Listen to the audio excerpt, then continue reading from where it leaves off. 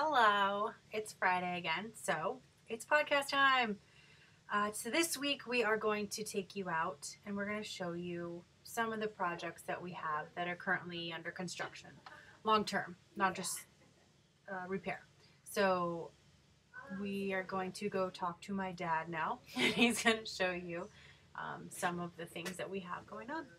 What we've done here is this is for one of our good customers. This is one of several cars we've done for him. We decided to do a little pickup project. We're doing a classic truck with a flathead in it and a 5-speed. We've finished a 35 Roadster at the beginning of this year, and now we're doing one with an H&H flathead, 3.2 barrels, 5-speed. What we're doing right now is we're mocking up. We've got it on our flat chassis table. We've got a chassis mounted, and we're making all the mounts for the bed to get the bed and the cab and everything to sit where we like to see it. Right now, when you're standing here looking at it, you're looking at a car that's basically 3 feet. You're standing 3 feet underground looking at the car.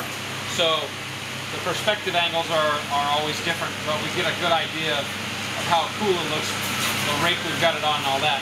So what we've been fighting with is getting the bed angle correct, trying to keep it in line with the cab and all that stuff. So we've been making these mounts.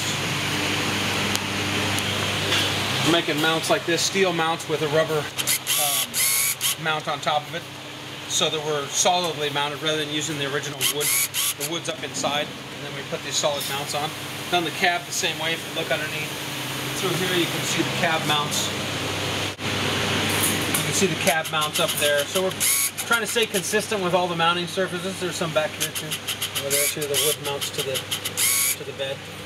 So what we've been doing is adjusting the bed and the cab to get it where we like it, how it looks cool, and the whole idea is to make it look really nice. And put a new floor in it, and we've cut it out and put bolts down through to get all the mounting points right. We still got to put the foot cord in and that kind of stuff, but we filled the gas filler neck, and we basically bought 2 trucks to make one. So we're using parts from both trucks to make this truck.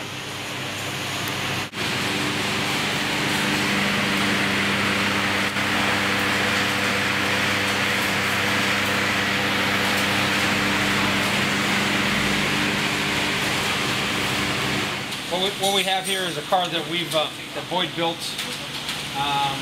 I believe it was probably in the mid-'80s. Pretty much untouched since he did it. I think it's probably the only 3-window coupe that Boyd ever did that wasn't chopped. It's a real steel car. It was done for a gentleman named Bruce Corzine, and he has a matching Roadster, and he decided they're both for sale.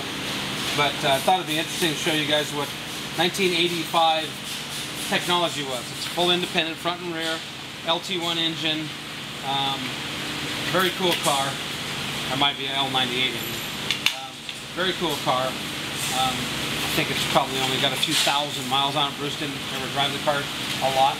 But Vic Kitchen's interior, I believe.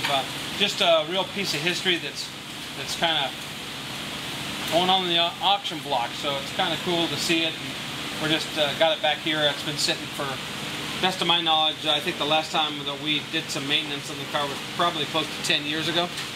So, cool car, cool stuff.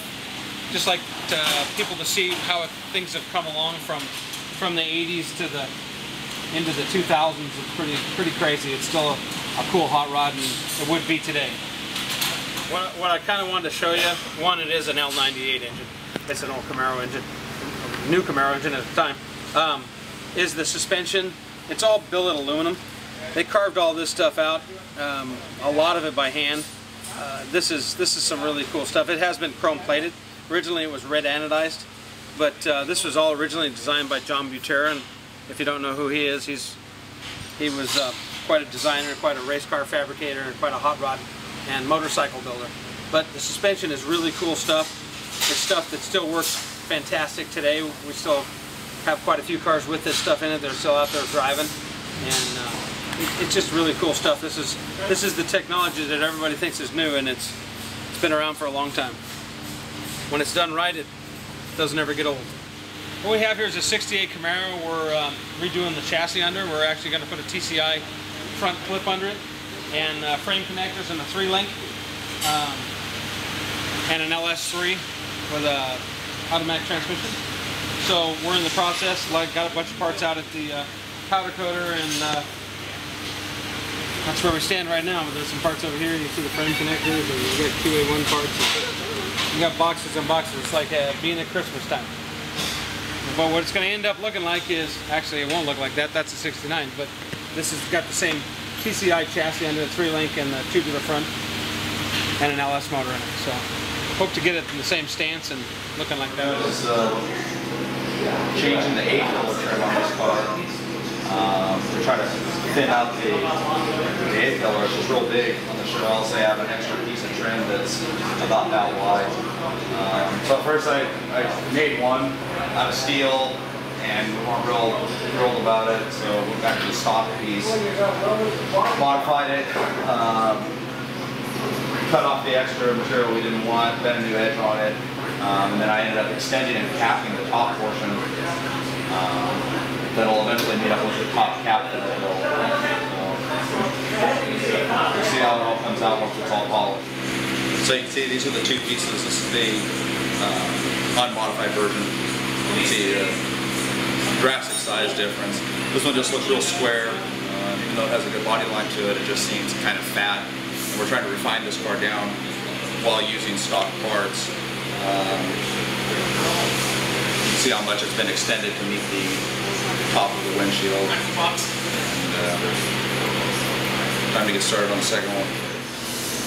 So the final result, what we're trying to accomplish here is closing up this gap and making the top tighter as well. This is the stock side. You can see the extra material right there on the Chevelle. It's kind of built into the window frame.